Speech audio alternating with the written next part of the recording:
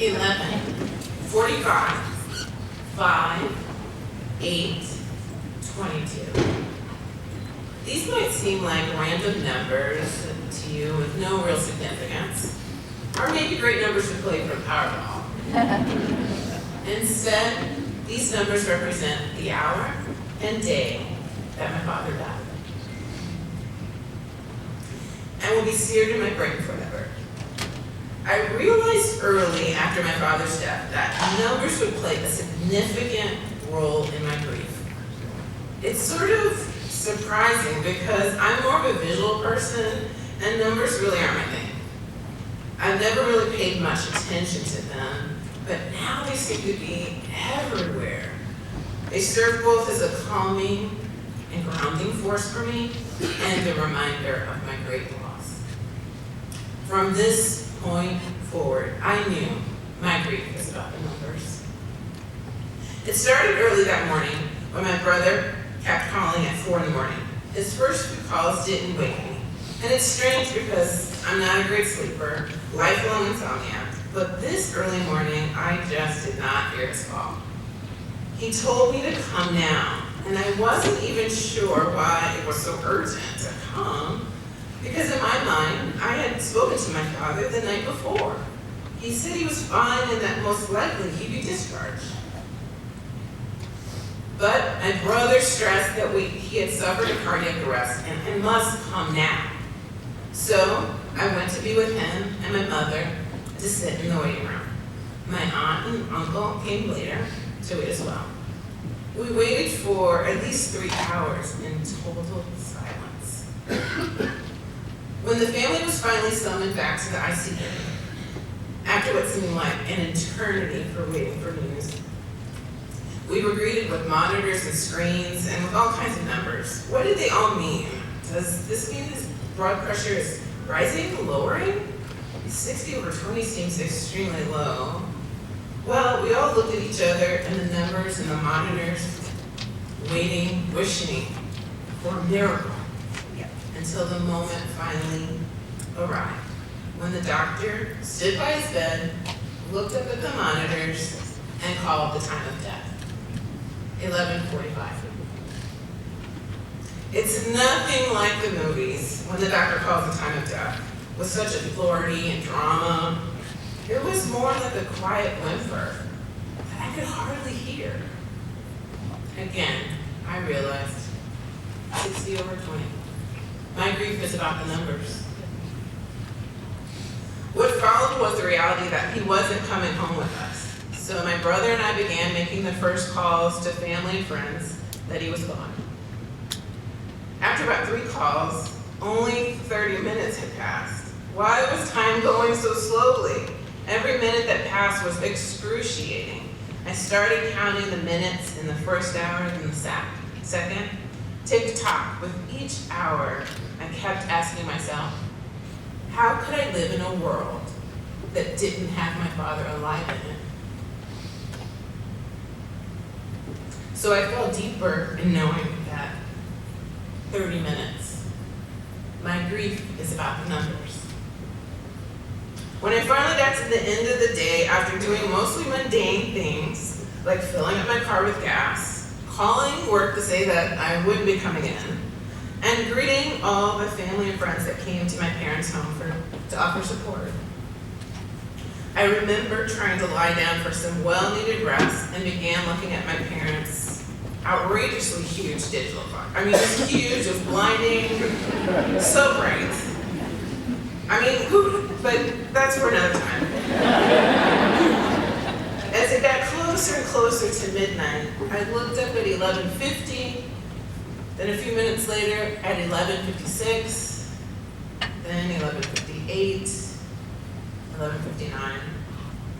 I remember just praying that it wouldn't turn over to midnight.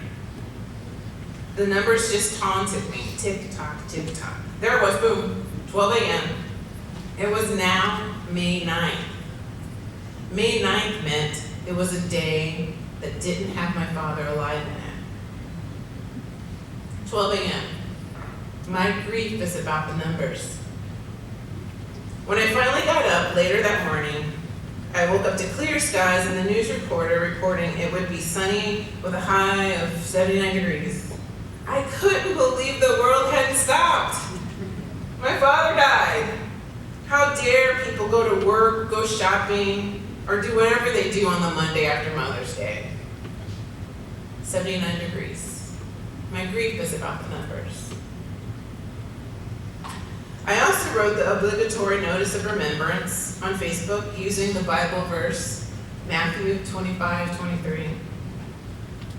The master said, "Well done, my good and faithful servant. You have been faithful in handling the small amount, so now I give you many more responsibilities. Let us celebrate together." My father was an exemplar of servant leadership. His life was built on doing for others. We joke that he should have gotten sainthood because there wasn't a time that he wasn't trying to help someone, fix something, or connect to people. Matthew 25:23. My grief is about the numbers. In the days that followed, I kept thinking, it wasn't real. How could we have just seen him at my cousin's funeral that Monday, May 2nd? And he'd be dead by Sunday, May 8th. The family had already gone to 3 family funerals since that February. He would be our 4th, and we had one more in June of one of his favorite cousins. The same one he had spent the last 3 years taking back and forth to her dialysis appointments faithfully. 5 funerals in the span of 5 months. Even saying it out loud, it doesn't make sense. I know many say God doesn't give you more than you can handle, but I could take a lot less. 5 funerals. My grief is about the numbers. As I struggled to get through the next 10 days until his funeral, I wondered now how I made it through the day. I tried to find milestones in the numbers to ground me. 11:45 was one of them. When 11:45 came each morning, I found myself doing a short moment of silence as my own private remembrance. It was magical knowing that my eye would always catch the clock just as it struck 11:45. 11:45. My grief is about the numbers. As I got to the first month on June 8th, which was a feat, I'd learned to put on a mask to get through the day, always ready for the occasional person that didn't know that my father had died, and then I'd have to explain. Then for the months that followed, 8 was always on my radar. I found myself acknowledging him in either a photo, a message on Facebook, Instagram, attaching one of his favorite songs, Sade's Angel by My Side. 8. My grief is about the numbers. Today, as I sit with the reality that he's been gone for 10 months, 306 days, 8 hours, 45 minutes, or about 7,352 hours, 441,165 minutes, or 26,469,900 seconds. I am both amazed that on some days I've started to live with this tremendous loss, and on other days I am totally immobilized to think that so much time has passed and that he's still gone. It's a strange reality to toggle back and forth. Though my grief has been about the numbers, there's only one number that I think about the most. 1. Only once since his death has someone asked me to tell them a story about him.